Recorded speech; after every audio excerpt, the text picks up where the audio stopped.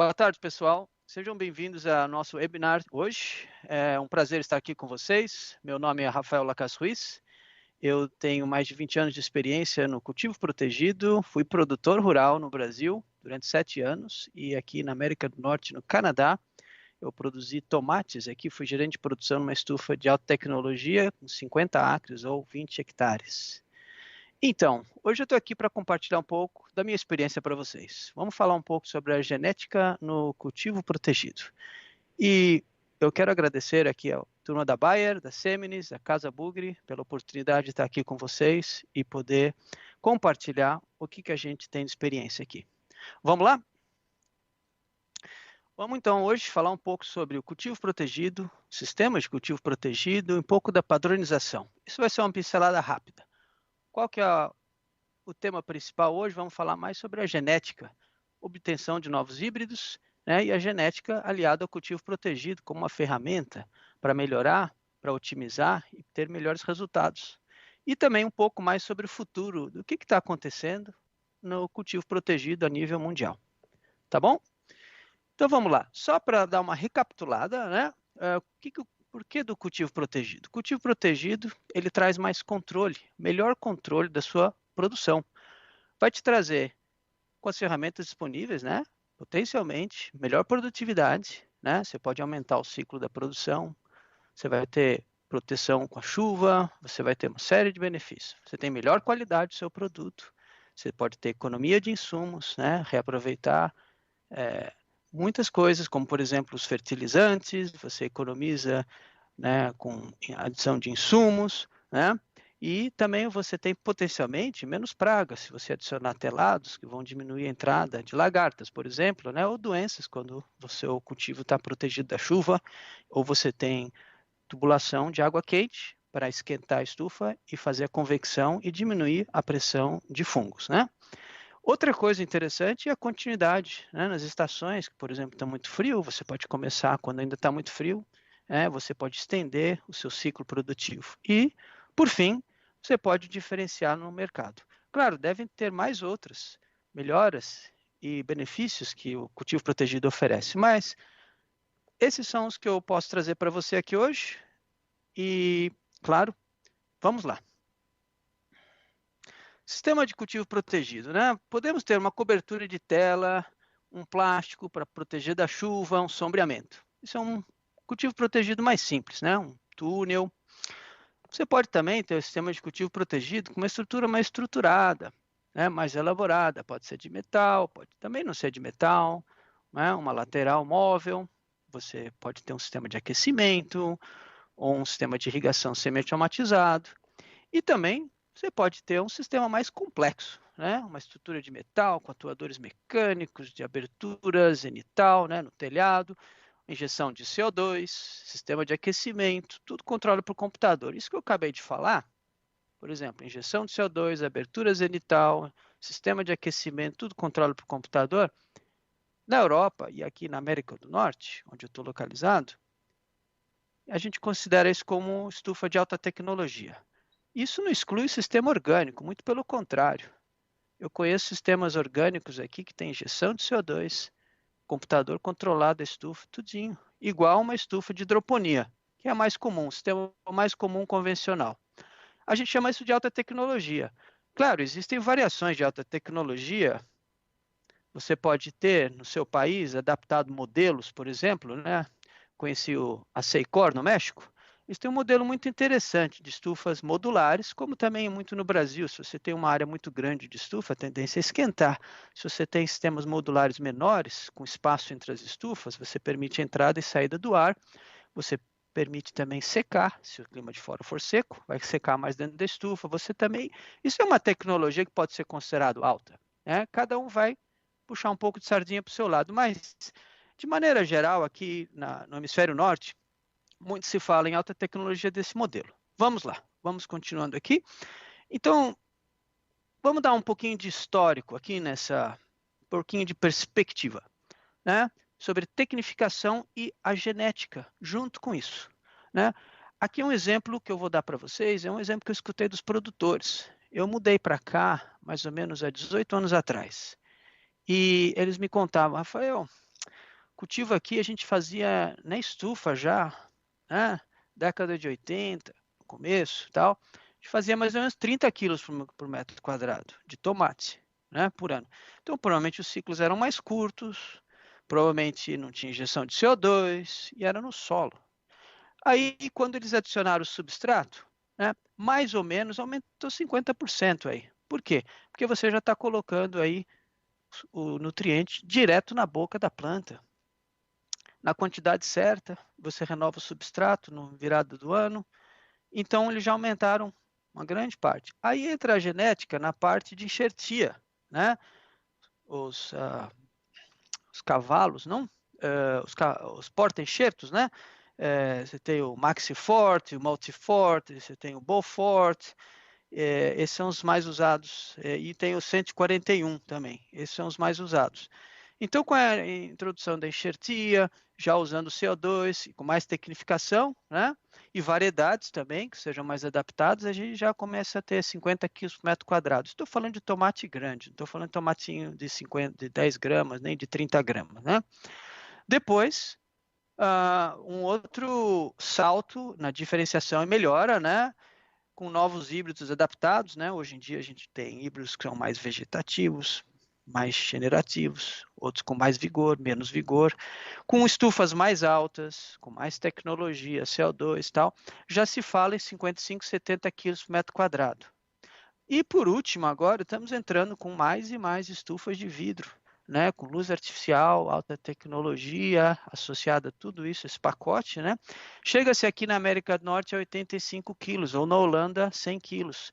Por que essa diferença?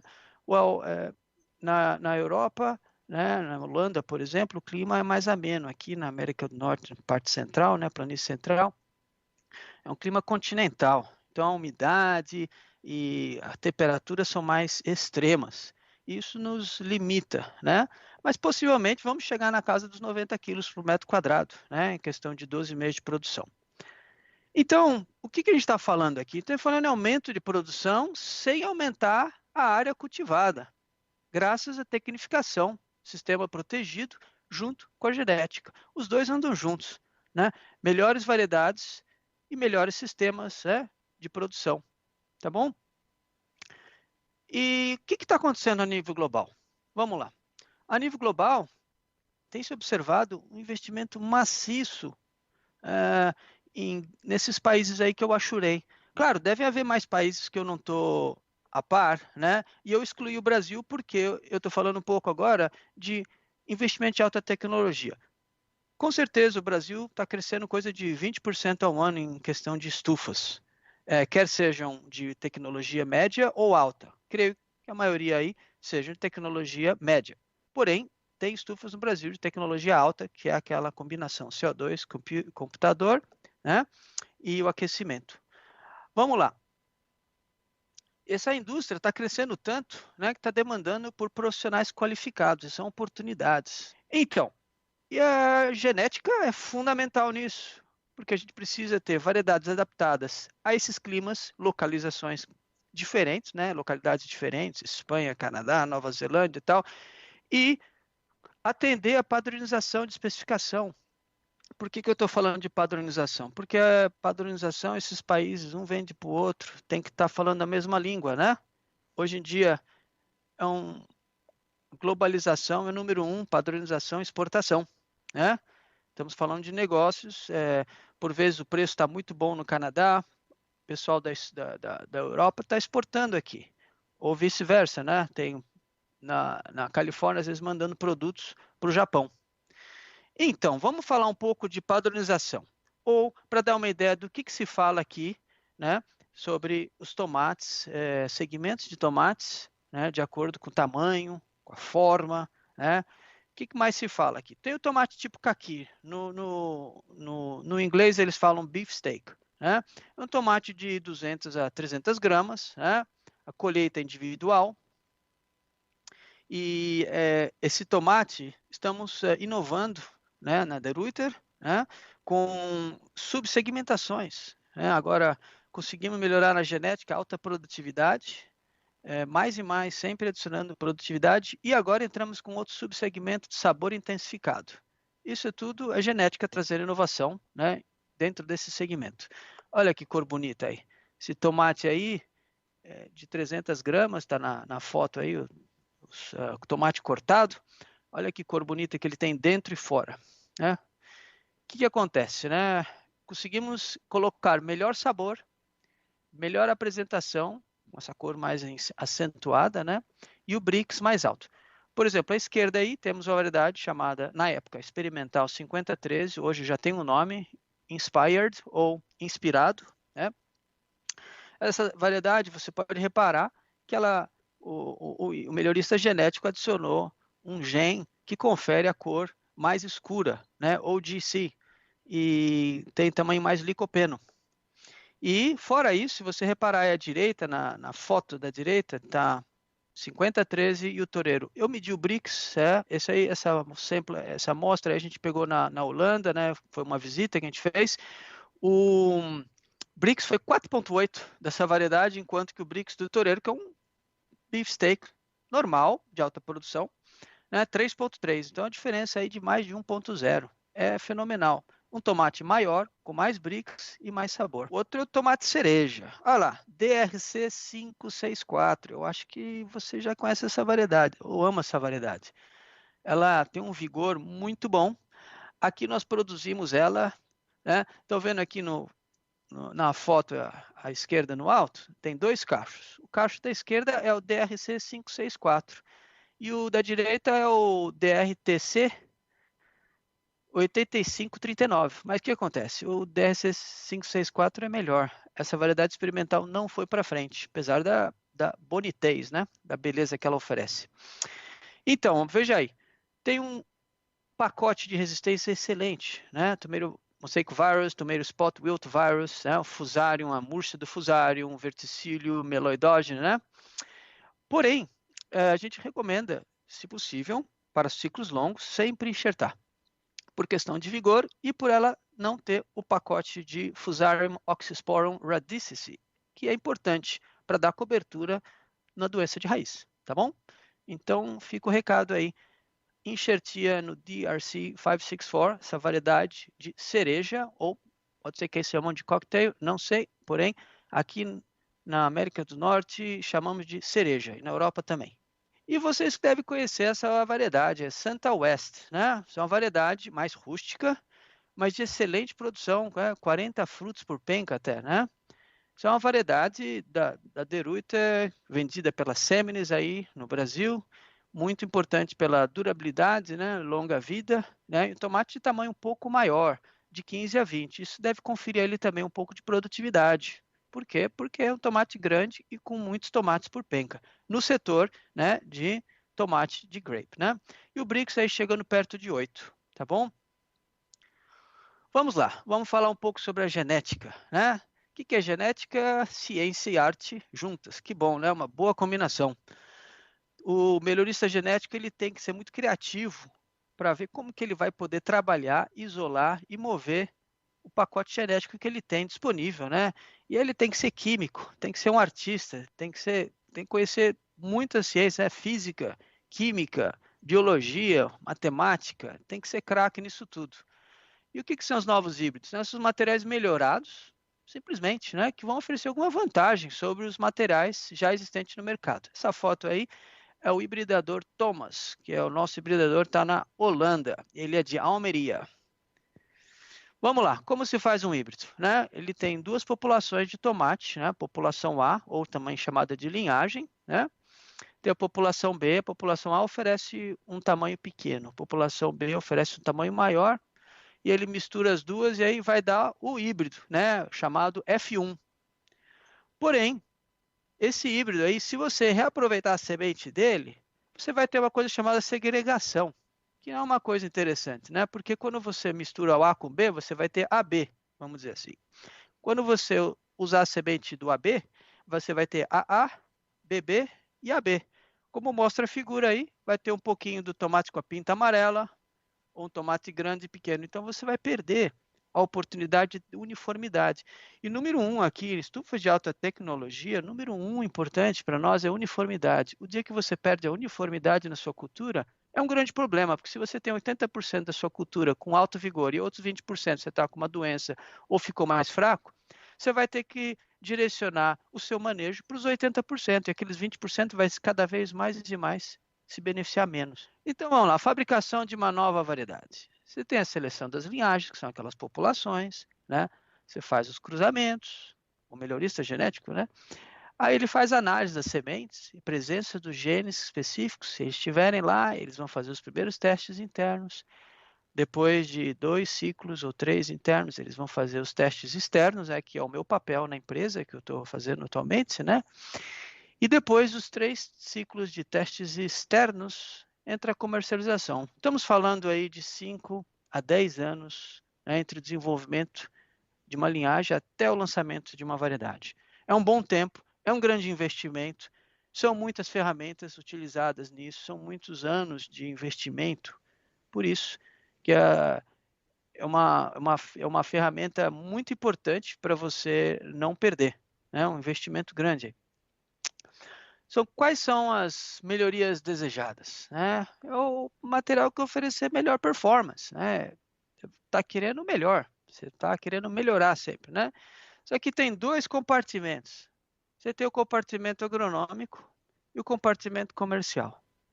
Por que eu estou separando? Porque muitas vezes a gente desenvolve uma variedade e ela é ótima para o produtor, mas o pessoal do comercial falou, eu não quero isso, ela não tem pós-colheita, ela não está durando nada.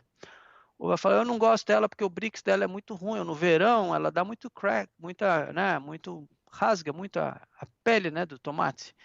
Então vamos lá, por exemplo, né, vigor, né, parte agronômica. Quem não quer uma variedade que tenha vigor para te dar longevidade na cultura e quando chegar nas últimas colheitas a planta está viva, né, e com saúde, né? Produtividade, altura da planta, muitas vezes o mercado, você tem que olhar para o tipo de mercado que você tem, falar, oh, as estufas aqui todas são com pé direito de 3 metros, não vai dar, né? Ou as estufas são de 7 metros de pé direito, vamos mandar bala, né? Formação da copa, né? Você remover folha às vezes é mais complicado, né? Precocidade, para você tentar pegar um preço melhor no começo do cultivo, no ciclo, né? Resistências são imprescindíveis, né? E eu sempre fico fascinado com as resistências, o fato de que você vai aplicar menos agrotóxico, você vai ter um produto de melhor qualidade, com melhor saúde, né? Trinca de fruta, colheita mais fácil ou queda de fruto. Vamos entrar nisso depois, vamos voltar nesse assunto da queda do fruto. E a parte comercial? Olha lá que tomate bonito. Poxa, dá até vontade de comer.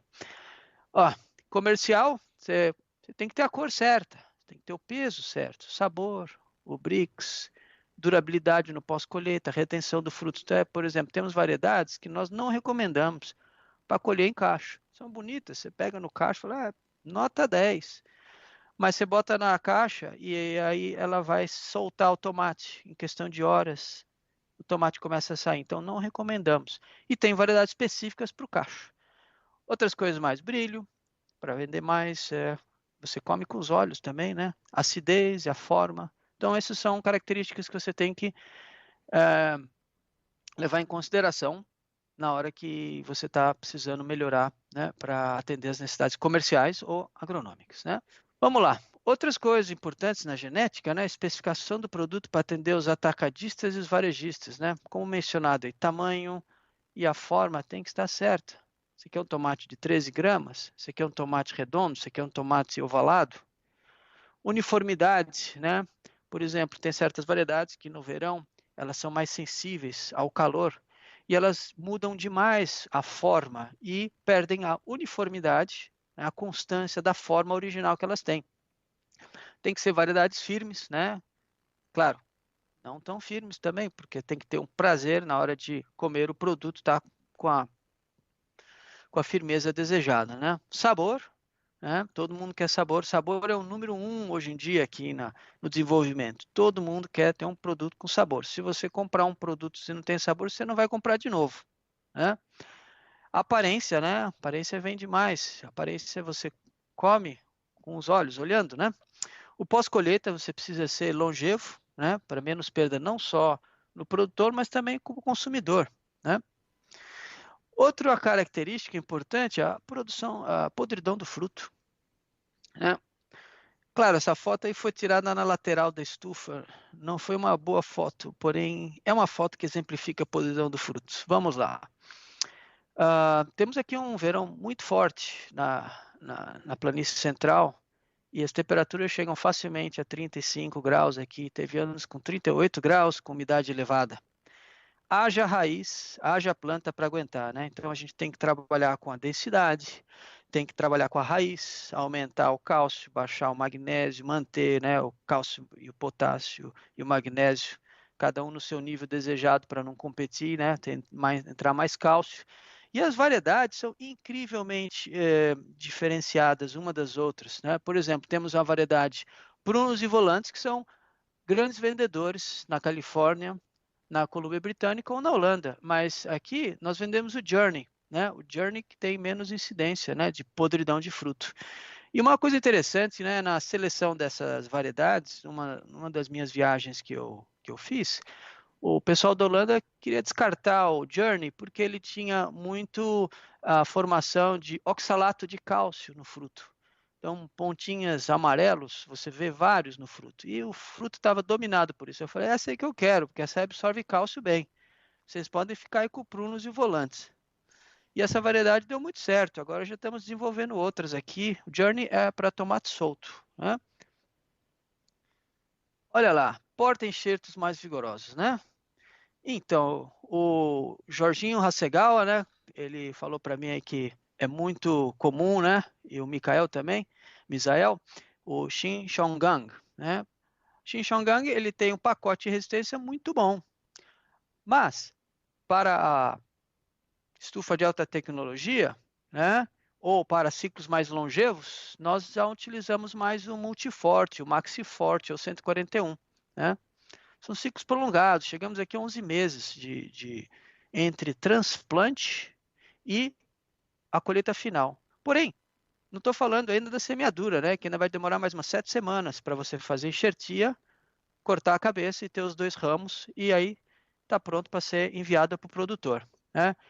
Muito importante, enxertia te dá longevidade, te dá proteção na raiz, né?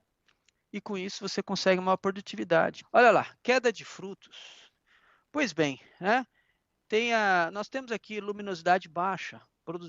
Começamos o transplante em janeiro, terminamos em novembro, né? Isso é uma variedade toureiro, né? Muito sensível à queda de fruto. Uma vez que a luminosidade sobe, a luminosidade aumenta, né? Fevereiro, março, abril, maio, vamos entrando na primavera. Com isso, a queda de fruto diminui. Mas se você tem luminosidade baixa e você aplica temperatura mais alta do que se deve, com umidade mais alta, associada à rega, essa combinação é perfeita para ter queda de fruto. Dá para ser minimizada, com certeza. Tivemos excelentes resultados aqui, produtores aplicando a nossa recomendação e a queda de fruto diminui drasticamente. Vamos lá. Olha lá. Produtividade. Eu coloquei aqui uma tabelinha para a gente dar uma olhada. Temos 4 variedades à esquerda: Toureiro, Foronte, Touché e Inspired. Né? Produtividade do Toureiro é muito boa, mas como seguimos ainda mais com o Foronte, Touché e o Inspired também é muito competitivo. Queda de fruto. Depois fizemos, né? Então, o Toureiro é a variedade mais antiga. O Foronte é uma variedade lançada depois, seguindo Touché e, por último, o Inspired. Queda de fruto no Toureiro é alta. O Foronte e o Touché são menores, mas o Inspired, que é a nova variedade, quase inexistente. O pessoal ainda tem até problema para tirar, mas a gente vai ter que cortar de qualquer jeito, porque ele tem que cortar a pontinha do cálice ali, do cálix, né? A resistência ao mofo branco. Por exemplo, o Toureiro não tinha, mas o Foronte, o Touché e o Inspired são as novas gerações, né? Tudo com resistência ao mofo branco. E o BRICS, olha lá, como eu tinha falado no começo, a gente está inovando com uma subsegmentação dentro do tomate caqui com essa variedade Inspired. Ela é fenomenal. Eu cheguei a medir BRICS 6 quando eu colhi ele maduro. O tomate aqui geralmente é colhido quebrando a cor, verde alaranjado. E aí você vai ter um BRICS já de 4,5 nisso. Né? É fenomenal. E com isso, claro, o sabor dele é diferenciado, enquanto que os outros 3 são normais. E por último, a cor interna. Ele tem uma coloração intensa que te chama a atenção e te dá vontade de você comer o tomate. Claro, você não quer comer um tomate que não esteja com uma cor, né? Interessante, né? Que isso tudo é graças ao melhoramento genético, né? São anos e anos trabalhando em cima das variedades, das linhagens, né, que nós temos, procurando, mapeando, combinando, né, fazendo essas combinações genéticas para ver qual é o resultado, né? Agora vamos lá, estamos quase no fim, vamos falar um pouco sobre o futuro, né? O futuro é a contínua melhora e busca, né, por variedades de melhor sabor, com adição de resistências, tomato spot wilt virus, né, levula táurica, né, mofo branco, vigor para te dar longevidade, né, junto com o cavalo, né, equilíbrio. Nós não queremos variedades também que tenham vigor, mas sejam totalmente vegetativas. Você pode ter vigor e generativa. Essa é uma perfeita combinação. Produtividade e qualidade. As estufas estão suprindo aqui na América do Norte mais e mais cadeias de restaurante. É uma questão de qualidade, questão de marketing, né? Então, para isso, precisamos de variedades de altíssima produtividade. Por quê? Porque produzir a campo o custo é muito baixo. Então, você tem que produzir muito dentro da estufa para compensar todo aquele investimento. Mas veja bem, não se esqueça, se o seu mercado se encaixa com os custos investidos numa estufa, né? E você consegue dobrar a produtividade ou você aumentar em 20%, isso é fenomenal. Essa é a fórmula que você precisa ter para encaixar nessa equação e falar, ok, é isso que eu tenho que fazer para dar certo. Senão, não vai ser estufa, né? Mas sendo em estufa, os números aqui estão funcionando na Rússia, na China, na Europa, né? Almeria, está em todo lugar. Cultivo protegido está crescendo e se paga. É um investimento. Por exemplo, outra coisa que acontece mais é a venda regional. O pessoal quer ter menos caminhões indo e vindo e que o produto chegue mais rápido ao consumidor. Por isso, ele pode ser colhido até um pouco mais maduro. Você, com isso, acrescenta sabor e vende mais, né? É uma receita interessante, né? Outra coisa, orgânico. O orgânico continua crescendo muito, né? E todo ano aqui teve crescendo na faixa dos 2 dígitos, né?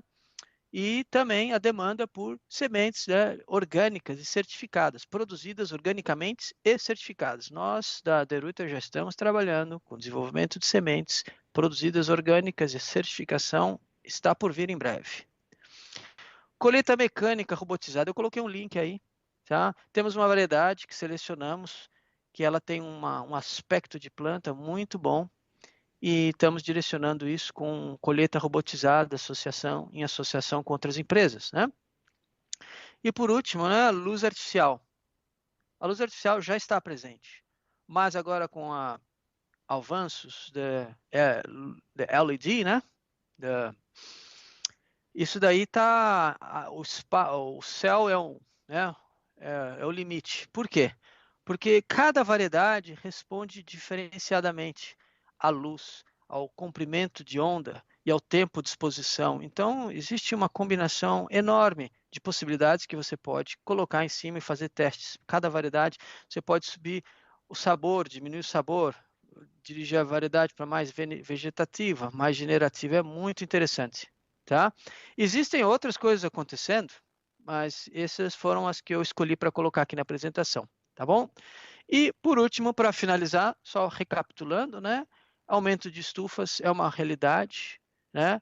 Estufas de alta tecnologia a nível global, crescendo muito, muito investimento, comida e demanda. Todo mundo precisa comer e a demanda está subindo muito, né? Outra coisa, alta tecnologia, né? Está levando a automação para as estufas e para as embaladoras. Isso daí é uma coisa que se vê mais e mais nas estufas, né? Porque a mão de obra é limitada, nem todo mundo quer trabalhar nas estufas e precisamos ter mais controle. É a mesma linha de crescimento das estufas, né? Controlar para você poder ter a certeza da manhã e entregar o produto que o teu consumidor quer, né? E outra coisa, né? Essa demanda por maior produtividade é sempre acompanhada pela genética. Caminha junto, melhores variedades, qualidade, produtividade, né? Mais saúde. E partindo de condições básicas, sabemos, né, que dá para você dobrar, dependendo da condição que você está, até colocar os outros insumos tal de melhoria, né, você consegue dobrar a produtividade com essas ferramentas, né, e o cultivo protegido. E minha mensagem final: o cultivo protegido é a agricultura do futuro. Por quê? Porque as pessoas estão procurando mais produção sem ter que ter aumento de área. Você vai tecnificar e aumentar aquela área, você está valorizando, agregando valor, né? E com isso você vai garantir produtividade e a demanda abastecida, tá bom? Um abração, muito obrigado por vocês virem aqui hoje para escutar a minha apresentação, compartilhar um pouco das ideias. Um abraço para vocês e muito sucesso!